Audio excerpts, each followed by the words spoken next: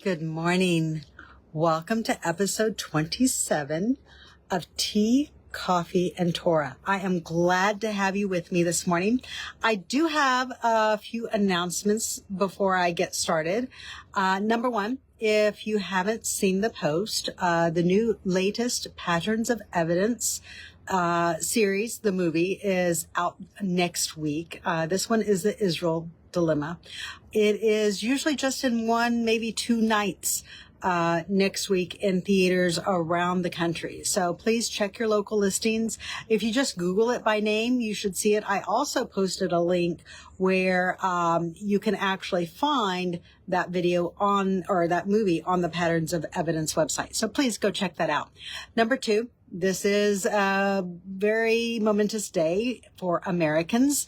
This will determine kind of which way the nation will go. Will it elapse into totalitarianism, or will we seek a way to reform the system and to get back to constitutional standards? You know, there's only one party that values children and the next generation, and that values God. So please get out there.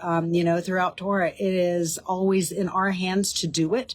And, the choices may not always be what you want, but sometimes you have to stand for what's available and work from there but be relentless. Continue to advocate. Don't stop just because there might be a temporary victory. We have to be diligent and ongoing, but please get out there, do your civic duty today, and, let's see if we can have a better 4 years ahead.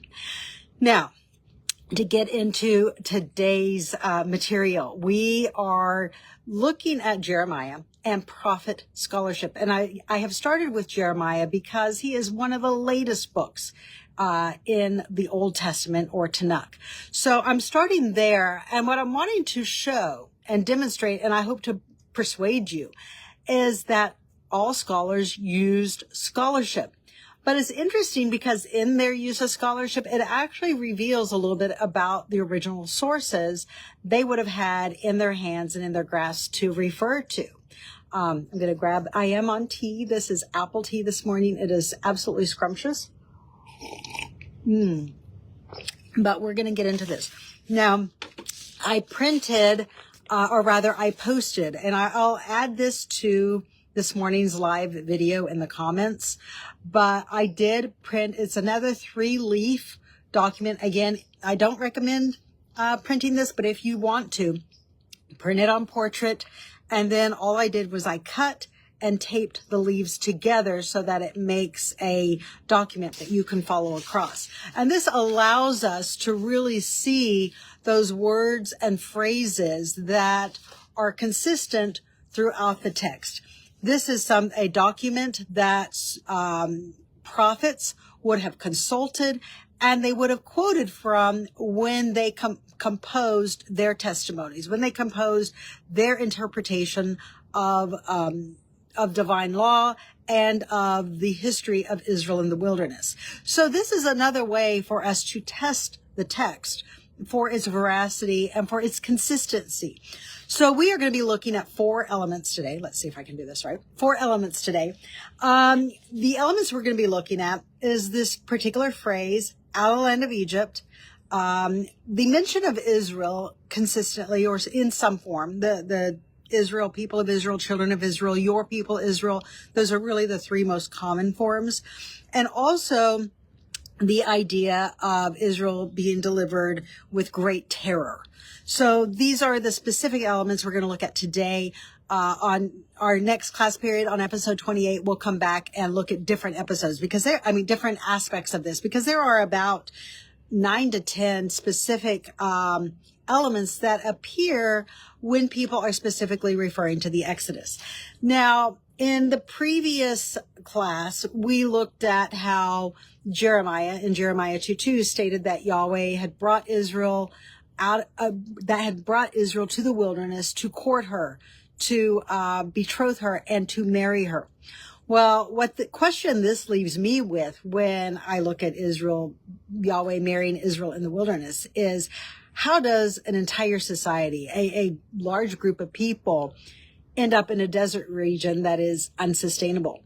So if we just take those accounts and isolate them by themselves, it doesn't tell us how Israel ends up in the wilderness. We have to look at other parts of the Tanakh or rather the Torah. And what we find is that it's actually very, very consistent. We find that there are specific phrases that are always used to refer to the Exodus. Today we are able to combine all of these ideas, whether we take the ideas of the plagues in Egypt, whether we take the ideas of Israel actually leaving Egypt, whether we take the time of Israel in the wilderness and coming into the land of Canaan. Usually that whole entire period for us modernly, because we're looking back in history, over 3,000 years, we usually combine that into one word, the Exodus. But we find that the prophets actually used key phrases when they referred to the Exodus. So the first one we're going to look at is this idea of out of the land of Egypt. And this is, in Hebrew, is going to be Me'ezret, Me'ezrim, which would have been out of a land of Egypt, really is the concept there. But it's the idea that Israel is literally coming out of the land of Egypt. So we find this in Exodus 6:13. And I have highlighted these in red so you can see, and sometimes, most of the time with this phrase, it is an exact quote. Now, sometimes you can have other words that interrupt that phrase, but what it shows is a consistency of the concept. And I'm not really looking so much as to the exact words, although it is consistently an exact quote throughout the prophets. But I'm looking for the cogency of ideas, of concepts, because it's really in those ideas and concepts that reveal the doctrine, that reveal the ideas, that reveal the cultural ideas of a people and a nation in the text. So Exodus 6:13 says, and I'm not going to quote the whole thing, but I'm just going to say, unto Pharaoh, king of Egypt, to bring the children of Israel out of the land of Egypt. Exodus 7:4 talks about bringing forth Israel out of the land of Egypt. And this one, if you'll look, I have armies, that is, I put in caps. We're going to come back to this in a minute. There's a reason for that. Exodus 12:17 and verse 51. So I did skip there. They're two different verses. It says, I brought your armies out of the land of Egypt. And if you skip down to verse 41, it says, out of the land of Egypt by their armies, or by their garrison forces is more accurate translation. Leviticus 11:45, for I am Yahweh that brings you up out of the land of Egypt. Leviticus 19:36 talks about, I'm just going to read this whole one actually. It says, just balances, just weights, a just ephah, and a just tin you shall have. I am Yahweh your God, which brought or caused you to be brought forth out of the land of Egypt. So again, this idea consistently that Yahweh has brought Israel out of the land of Egypt. Leviticus 22:32 and 33. Neither shall you profane my holy name, but I will be hallowed among the children of Israel. I am Yahweh, which hallows you. I am the one bringing you forth out of the land of Egypt to be your God. I am Yahweh. So again, consistently, we have Jeremiah in Jeremiah 32:21, who says, and basically, God has brought forth your people Israel out of the land of Egypt. So this idea of coming out of the land of Egypt is so consistent throughout the prophets, because today we're looking at this phrase within the Torah.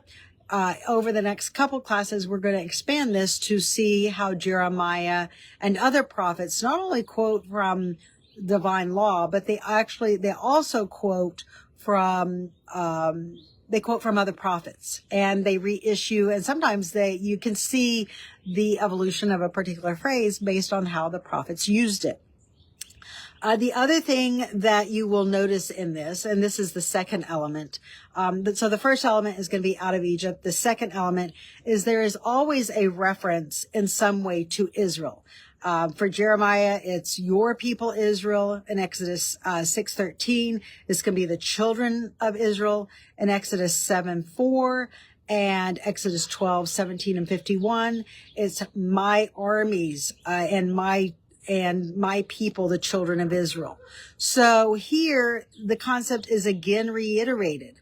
And almost every reference, there are some that are missing it, refer to Israel as the entity that is being brought up out of the land of Egypt. So it is definitely clarified that it is specifically referring to the nation of Israel. Now, the other thing that we find is a two words, and the words are always the same. It is with signs and with wonders. And the signs, the word for sign here is ba'otot.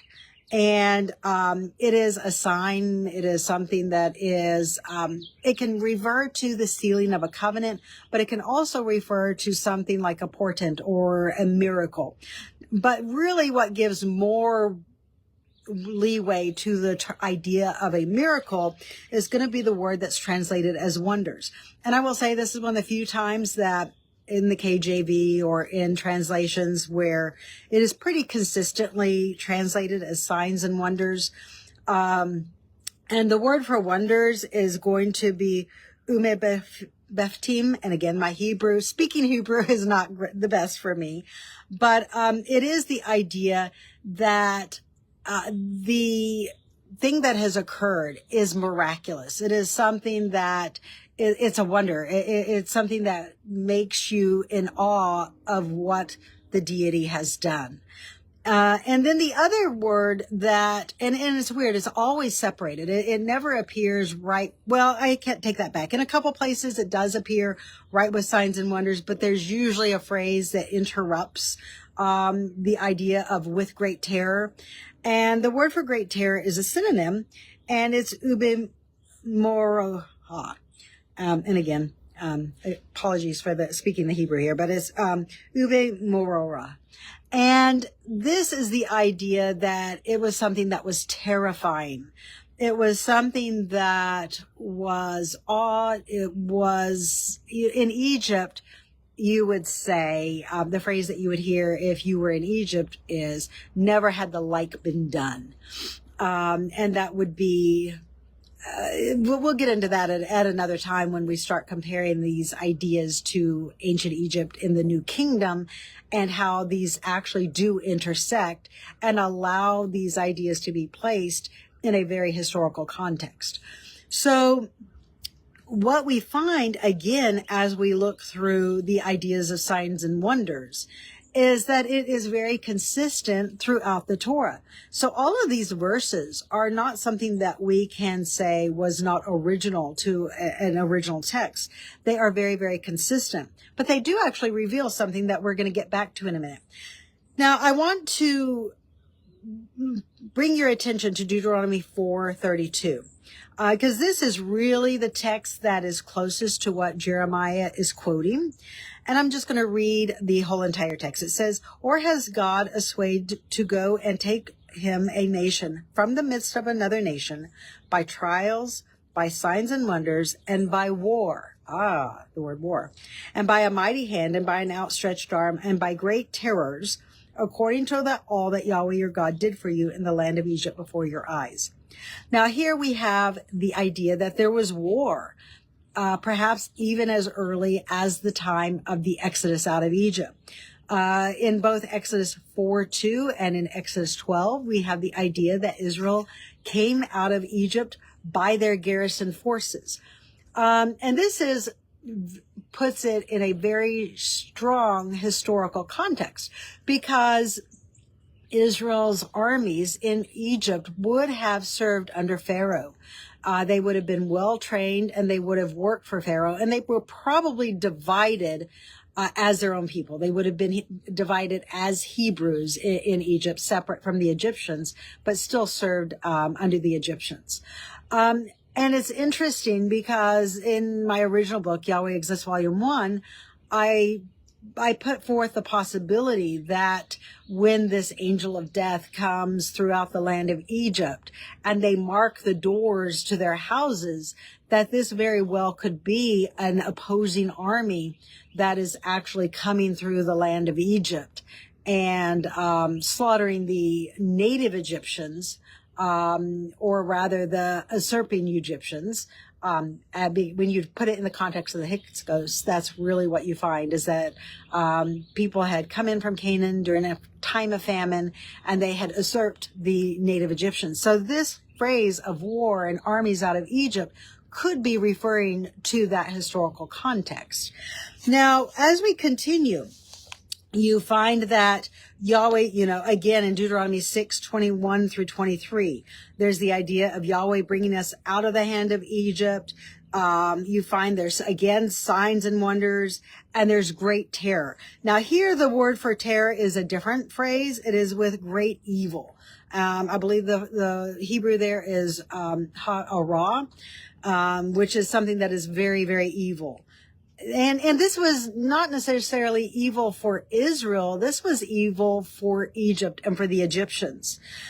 Now, all of these phrases read to Yahweh's wonders, to signs and wonders, to great terrors in Egypt. All of this makes no sense. It's like you're left wondering, okay, what is this referring to? What is this all about? The only place in scripture that you really, other than the Psalms, that you find context for what these signs and wonders and terrors were that brought them out of the land of Egypt is going to be in Exodus, verses about 3 through 12. Those are the only places where you find that there's plagues that would have been incredible signs and wonders. And if you remember from the text, that is only the first 3 plagues that affect Israel. After that, their land is separated, the Israelites are spared, and the rest of the plagues fall on Egypt and provide great harm to the nation. And what we know archaeologically, when we look at this time period, right around 1550, 1500 BCE, is that there was a collapse in civilization that occurs right at this time period. You have massive collapse in population, and you also have, sorry about that, you also have other things within the Exodus story that really fill in the blanks. Now, in Exodus 7:18 through 19, we find something that we have seen before. We've seen this in Jeremiah. Twice we've seen this in Jeremiah. And this is, we find this call to remember. And this is what it states in Deuteronomy 7:18 and 19. It says, "You shall not be afraid of them, but shall remember what Yahweh your God did to Pharaoh and to all Egypt. The great trials," again, we have this idea of trials, "which your eyes saw, the signs and wonders, the mighty and outstretched arm whereby Yahweh brought you out." So here is the idea of being brought out again. "So Yahweh your God shall do to all the people whom you are afraid." So in Deuteronomy 7:18 and 19, we have an appeal. And the Hebrew here is zakar, an appeal to remember what had happened previously. And this is also, I don't think it's a stretch to say that this is an appeal to an earlier text, something that would have recorded this history. Now, even though Israel would have lived it and their people would have been there, it is usually almost always, if we look at Egypt and Egyptian records, those things are always written down. They are memorialized. Probably a concept that is more historically accurate would be a written memorial. Today we call it history, but back then they would have called it a memorial, something that, just stated what happened. Then we go to Deuteronomy 26 verses 89. "I am Yahweh who brought us forth out of Egypt with a mighty hand and an outstretched arm, with great terror, with signs and with wonders. He has brought us up out of this place and has given us this land, even a land that flows with milk and honey." So again, we find all these concepts are there. And we're going to get into the other specific aspects and the other specific phrases that are quoted in episode 28 and probably episode 29. But in each case, we find that Jeremiah uses what would have been scriptural scholarship, a scholarship that is very like the scholarship we use today. He quoted from original sources, and we find that within these sources that he doesn't necessarily quote from, like verbatim, but he paraphrases and he puts it in his own words. The other thing that I think it's very important to note is that the earliest references, and I would say that probably what would have been written during the time of Moses or maybe the early days of Joshua, always refer to Pharaoh, king of Egypt. And this is because the fear of Pharaoh would have been very, very much on the hearts and minds of those Egyptians who were fleeing Egypt. As you get into later history, this emphasis on Pharaoh really dissipates. It fades into a memory, and it is not as pronounced as it was originally. So that's where we're going to end it today. We're going to pick up with more aspects and more strains that really come through the text. But I also want to put this forward for your consideration. I think there's a lot of emphasis that I think is an assumption. And this assumption has become mainstream. And that is, number one, that Moses is the only author of Torah. Number two, that Moses has to be the only author of Torah. I think that what we're going to see as we go on, that it is more appropriate to state the scribes, the scholars who wrote under the hand of Moses. In other words, Moses would have overseen them, and you would have had various accounts. And we're going to get back into this. As this class continues, we're going to look at this more in depth as to what it means to have scribes that write under Moses' authority and under his jurisdiction and his administration. So thank you for joining me this morning. Please like and share. And don't forget next week to go see where you can find the Patterns of Evidence, the Israel Dilemma in theaters near you next week. And bring your group. If you have a religious group, a church group, or a synagogue, bring them with you. And let's have a discussion on this.